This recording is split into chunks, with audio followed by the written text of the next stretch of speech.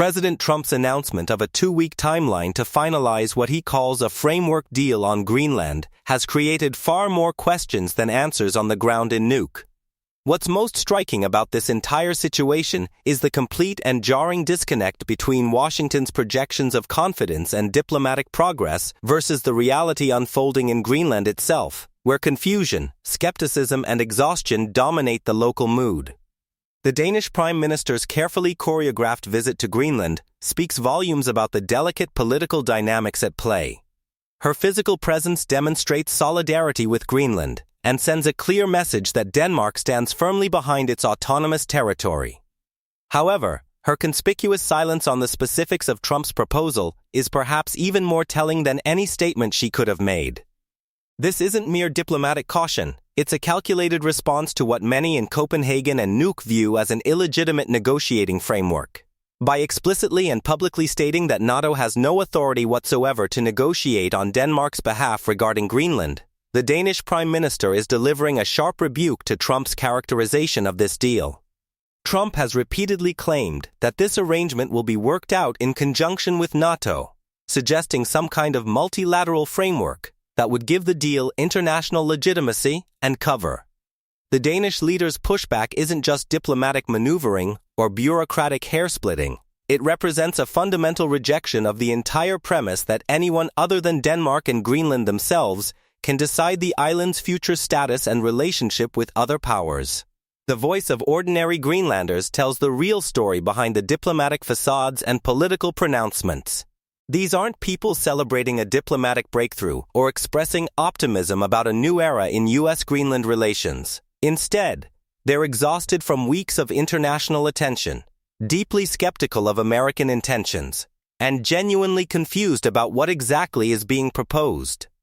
The relief that military force appears to be off the table, a relief that shouldn't need to exist in the first place between NATO allies, is completely overshadowed by profound uncertainty about the substance and implications of whatever framework Trump believes he's negotiating.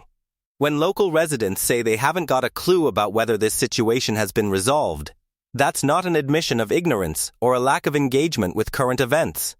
Rather, it's an entirely rational response to a situation where even the principal parties involved seem fundamentally unclear on the details, terms, and actual substance of what's being discussed.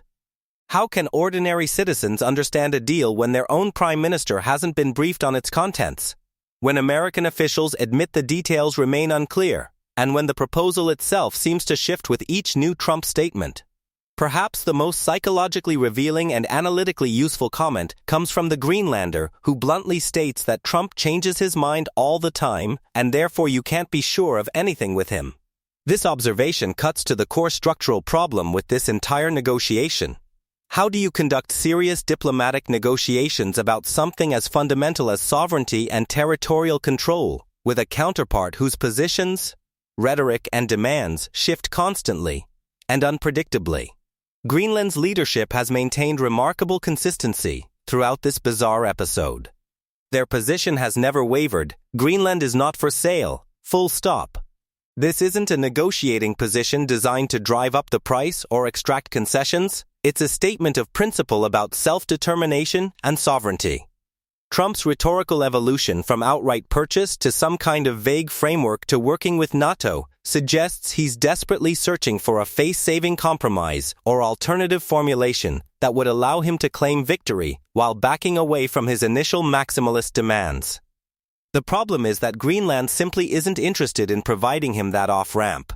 They don't want to be part of Trump's narrative of deal-making success. They want to be left alone to continue their gradual path toward greater autonomy and eventual independence from Denmark. A process that's been unfolding for decades according to Greenlandic timelines and priorities, not American geopolitical calculations. American officials' admission that details remain unclear even as Trump promises definitive closure within 2 weeks perfectly encapsulates the yawning gap between political theater and diplomatic reality. In normal international negotiations, you don't announce firm deadlines and guaranteed outcomes before the actual substance has been worked out. You don't proclaim success before the other parties have even agreed to your framework. This pattern suggests that what we're witnessing is less serious negotiation and more Trump creating headlines and generating the appearance of deal-making momentum, while hoping that something, anything, will materialize that he can claim as a win. The visual evidence from the reporter's attempts to interview Greenlanders is perhaps most telling of all. Many locals simply didn't want to talk. They didn't want to engage with yet another foreign journalist asking yet another question about Trump's latest pronouncement. This widespread reluctance to discuss the situation isn't apathy, it's a collective expression of fatigue and a quiet but firm rejection of the entire premise that Greenland's future is somehow up for negotiation with Washington. What we're witnessing is a classic case of Trump's transactional, headline-driven approach to deal-making, characterized by big announcements, constantly shifting terms, artificially imposed optimistic timelines, and maximum media attention, colliding head-on with the stubborn reality that some things simply aren't negotiable, regardless of who's doing the negotiating or how much pressure is applied. Sovereignty, self-determination, and national territorial integrity aren't commodities to be traded or frameworks to be workshopped in 2-week sprints. They're fundamental principles that democratic societies have fought for centuries to establish and protect. Greenland's 57,000 residents didn't ask to become pawns in Trump's geopolitical chess game, and they're making clear through both official statements and popular sentiment that they have no intention of playing along. The NATO angle adds another layer of complexity and potential conflict. Trump's insistence that NATO will be involved in conjunction with the United States suggests he views the alliance as a tool for legitimizing or facilitating American expansion of control over Greenland. But NATO is a defensive alliance based on mutual security guarantees among sovereign equals, not a mechanism for redistributing territorial control among member states. Using NATO as cover for what would essentially be a unilateral American move to gain control over part of another member's territory would represent a fundamental perversion of the alliance's purpose and could create dangerous precedents.